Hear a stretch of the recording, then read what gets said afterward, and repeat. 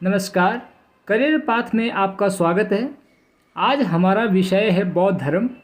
आज हम बौद्ध धर्म के इतिहास, इसके प्रचार प्रसार तथा कार्य प्रणाली के विषय में चर्चा करेंगे। अगर बौद्ध धर्म के बारे में बात करें तो इसके संस्थापक एक गौतम बुद्ध, जिनको सिद्धार्थ के नाम से जाना जाता है क्योंकि इनके बचपन का नाम सिद्धार्थ है। इनका जन्म 563 ईस्वी पूर्व में नेपाल के कपिलवस्तु के लुम्बिनी गांव में हुआ था। इनके पिता का नाम शुद्धोधन है और माता का नाम महामाया है। इनकी माता की मृत्यु तुरंत होने के पश्चात इनका भरण पोषण इनकी मौसी प्रजापति गौतमी के द्वारा किया गया है, जो बाद में बौद्ध धर्म की प्रथम महिला अनुयायी बनी। इनकी पत्नी का नाम यशोधरा है, जिनसे बाद में एक पुत्र पैदा हुआ जिनका नाम राहुल रखा गया था। महात्मा बुद्ध के बारे में बात करें तो इनका गृह त्याग हुआ था 29 वर्ष की आयु में, जिसे महाभिनिष्क्रमण के नाम से जाना जाता है। अगर बात करें इसके लिए तो इन्होंने 6 वर्ष तक तपस्या की और बाद में इनको 35 वर्ष की आयु में ज्ञान प्राप्ति हुई, जो कि बोध गया के निरंजना नदी के किनारे और पीपल वृक्ष के नीचे उरुवेला नामक स्थान पर हुई थी। उरुवेला में इसकी ज्ञान प्राप्ति हुई थी। अगर बात करें इसके ज्ञान प्राप्ति संबंधी और जीवनकालिक घटनाओं के ऊपर, तो इसकी जीवनकालिक घटनाओं में हमारे पास इसका सारा क्रिया जो कार्य मिलता है वो सारा हमारे पास आपका नेपाल में और उसके बाद बिहार में मिलता है। और बिहार में इसकी बौद्ध गया में आपकी जो है जितनी भी आपकी शिक्षाएं या फिर आपके इसकी तप से संबंधित आपकी घटना मिलती है। इन्होंने अपना पहला उपदेश सारनाथ में दिया था, जो कि वाराणसी से 8 किलोमीटर दूर है, जिसे धर्म चक्र परिवर्तन के नाम से जाना जाता है। यह उपदेश इन्होंने 5 अनुयायियों को दिया था, जिसके लिए पाली भाषा का उपयोग किया गया था। बौद्ध धर्म में पाली भाषा का मुख्य रूप से उपयोग किया गया है। महात्मा बुद्ध का महापरिनिर्वाण की बात करें तो उसका महापरिनिर्वाण मतलब मृत्यु हुई थी 383 ईसा पूर्व, जो कि 80 वर्ष की आयु में कुशीनगर में हुई थी। कुशीनगर मल्ल प्रदेश की राजधानी है, जहाँ पर इनका ज़्यादातर समय व्यतीत हुआ। कुशीनगर मल्ल प्रदेश। अगर मल्ल प्रदेश के बारे में बात करें तो यह दुनिया का सबसे पुराना लोकतांत्रिक गणराज्य है और यह बिहार में पड़ता है। बाद में आजकल इसका वर्तमान समय के बारे में बात करें तो यहाँ पर इसका ज़्यादातर क्षेत्र उत्तर प्रदेश में भी है और यहाँ पर सरकार के द्वारा नया इंटरनेशनल एयरपोर्ट और यहाँ पर अगर बात करें तो इसके लिए बौद्ध धर्म के विहारों का भी निर्माण किया गया है। महात्मा बुद्ध के जीवनकालिक प्रतीक चिन्हों के बारे में बात करें तो इसके जीवन में कई प्रकार के प्रतीक चिन्हों का उल्लेख किया गया है, जिसमें सबसे पहले इसके जन्म से संबंधित बात करें तो उसका प्रतीक चिन्ह है कमल और सांड। जब इनका गृह त्याग हुआ तो उसका प्रतीक चिन्ह बना घोड़ा। जब इन्हें बोध गया में ज्ञान की प्राप्ति हुई तो इसका प्रतीक चिन्ह बना पीपल का वृक्ष। और जब इनको ज्ञान की प्राप्ति हुई तो उसके लिए इनके पद चिन्ह यहाँ पर जो है यहाँ पर सम्मिलित हुए मिले हैं। रही बात इनके मृत्यु काल के बारे में, तो इनके मृत्यु का जो प्रतीक चिन्ह है वो है इसका स्तूप, जिसके लिए भारत में कई जगह पर स्तूपों का निर्माण भी किया गया है। भारत में वर्तमान में सबसे बड़े स्तूपों के बारे में बात करें तो सांची में अवेलेबल है। सांची मध्य प्रदेश में पड़ता है, जहाँ पर इसके लिए बड़े स्तूप जो है बनाए गए हैं। अगर इसकी शिक्षा दीक्षा के बारे में बात करें तो महात्मा बुद्ध के 2 गुरु रहे हैं। सबसे पहले अलार कलाम और दूसरे रुद्रक रामपुत्र, जिनसे इन्होंने शिक्षा ग्रहण की। और जब महात्मा को ज्ञान की प्राप्ति हुई तो इनकी शिक्षाओं को संग्रहित भी किया गया। इनके संग्रहण त्रिपिटक में मिलते हैं, जो इनके बौद्ध धर्म से संबंधित पवित्र ग्रंथ माने जाते हैं, जिसमें सबसे पहला सूत पिटक, दूसरा विनय पिटक और तीसरा अभिधम्म पिटक शामिल है। अगर महात्मा बुद्ध के द्वारा दी गई शिक्षाओं के ऊपर बात करें हम लोग, तो इसमें कई प्रकार की शिक्षाएं हमें मिलती हैं, जिसमें मुख्य रूप से जैसे त्रिरत्न, जैसे त्रिरत्नों में बात करें तो इसमें 3 चीज़ें हैं, बुद्ध, संघ और धम्म। बुद्ध का मतलब ज्ञान होता है, संघ से संबंधित इसमें कार्यप्रणाली, जिसमें विहार वगैरह चीज़ों का निर्माण किया जाता है, ठीक है, और धम्म प्रचार प्रसार से संबंधित चीज़ों का कार्य करता है आपका। ठीक है। धम्म के बारे में बात करें तो अशोक काल में इसका पूर्ण रूप से कार्यप्रणाली मिलती है और अशोक ने अपने शिलालेखों में इसका संपूर्ण यहाँ पर इसका विवेचन किया है और इसके बारे में बताया है कि क्या धम्म है और क्या इसके लिए चीज़ें बनाई गई है। रही बात अन्य शिक्षाओं में तो इसके लिए 4 सत्य भी हैं, जिसमें दुख का कारण, दुख का अंत और दुख के अंत का कारण भी बताया गया है, जो 4 सत्य इसके लिए माने जाते हैं। महात्मा बुद्ध ने दुखों के अंत के लिए कई प्रकार की चीज़ों को बताया है, जिसमें सबसे महत्वपूर्ण अष्टांगिक मार्ग है।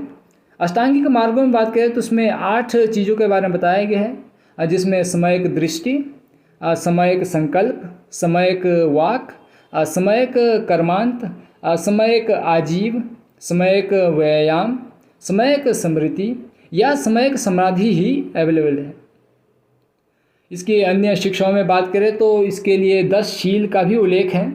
10 शील में अगर बात करें तो इसमें अहिंसा, सत्य, अस्तेय, चोरी, जिसका मतलब चोरी ना करना होता है, अपरिग्रह मतलब कि किसी भी संपत्ति का संग्रहण ना करना, या ब्रह्मचर्य, या असमय भोजन ना करना, व्यभिचार ना करना, या मद्य सेवन ना करना, या आरामदायक शैया का त्याग, या आभूषण परित्याग करना।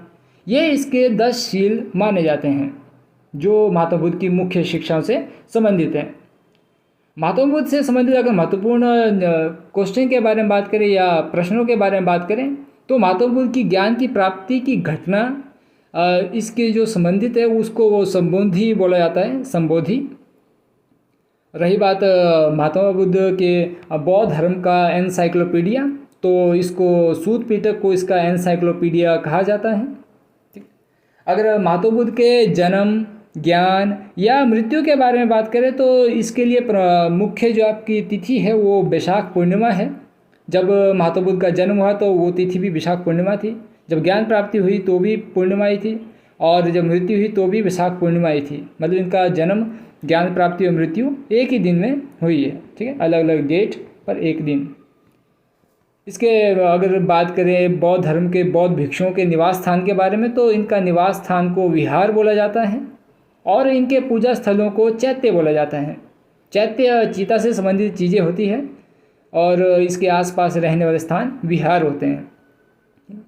जितने भी महात्मा बुद्ध के संबंधित जो भी अवशेष होते हैं उनके लिए स्तूपों का निर्माण भी किया जाता है और भारत में कई जगह पर स्तूप हैं। अगर हम महात्मा बुद्ध की मृत्यु के पश्चात बात करें तो इसमें कई प्रकार के चेंजेज आए और सबसे पहले इसमें चेंजेज के बारे में बात करें तो यह धर्म कई भागों में टूटा, इसके कई संप्रदाय बने और इसी के साथ इसके कई अंग भी बने। दुनिया में इस टाइम अगर बात करें तो इसके 3 अंग हैं, जिसमें हीनयान, महायान और वज्रयान है, जबकि भारत में मुख्य रूप से 2 ही यहाँ पर अंगों का इस्तेमाल होता है और इसका अनुयायी भी है, जिसमें हीनयान और महायान महत्वपूर्ण है। ठीक है, इनमें अलग अलग प्रकार की अपनी कुछ धारणाएं हैं जिसके आधार पर इनको बांटा गया है। अगर बौद्ध धर्म के विकास कार्य के बारे में बात करें तो इसके लिए कई प्रकार की संगतियाँ करवाई गई है। अगर हम बौद्ध धर्म की संगति के बारे में बात करें तो अब तक 4 संगतियाँ इसमें करवाई जा चुकी हैं, जिसमें सबसे पहले इसकी मृत्यु उपरांत इसकी संगति करवाई गई, जब अजातशत्रु ने राजगृह में इसकी पहली संगति करवाई जो कि 483 ईसा पूर्व करवाई गई है। इसके अध्यक्ष महाकश्यप थे। राजगृह आज का वर्तमान गया है, जिसको बौद्ध गया के नाम से भी जाना जाता है। इसकी दूसरी संगति के बारे में बात करें तो यह संगति वैशाली में करवाई गई थी और इसके टाइम जो शासनकाल था वो कालाशोक का था। हालांकि इनके उस टाइम संगति के अध्यक्ष थे वो सबाकामी थे। यह ठीक आपकी पहली संगति से 100 साल के पश्चात मतलब कि 383 ईसा पूर्व करवाई गई थी। ठीक, जब पहली संगति हुई तो बौद्ध धर्म के 2 पिटक मतलब कि सूत पिटक और विनय पिटक का संकलन किया गया था। ठीक, जबकि अन्य कार्य जो है अगले आने वाली जो है संगतियों में करवाए गए। इसकी महत्वपूर्ण संगतियों में तीसरी संगति बड़ी महत्वपूर्ण है। जो संगति अगर बात करें तो इसमें अशोक का मुख्य योगदान है। अशोक के शासनकाल में इसको करवाया गया था और यह संगति अशोक की राजधानी पाटलिपुत्र वर्तमान पटना में की गई थी। इसके अध्यक्ष मोगलीपुत्र तीस थे। क्योंकि अशोक मुख्य रूप से बौद्ध धार्मिक था, तो इसलिए इसने तीसरी बौद्ध संगति करवाई। यह संगति 250 ईस्वी पूर्व में करवाई गई थी और इसके प्रचार प्रसार के लिए फिर भारत के कई भागों में इसमें अनुयायियों को भेजा गया था। ठीक है, इसमें बात करें तो अगर बात करें तीसरी बौद्ध संगति के बारे में, तो इस संगति में बौद्ध धर्म के त्रिपिटकों में से सबसे महत्वपूर्ण पिटक अभिधम्म पिटक का संकलन किया गया था और इसका प्रचार प्रसार भी किया गया था। इसकी चौथी संगति के बारे में बात करें तो इसकी संगति चौथी हुई थी कुंडलवन में, जो कि कनिष्क के शासनकाल में करवाई गई थी।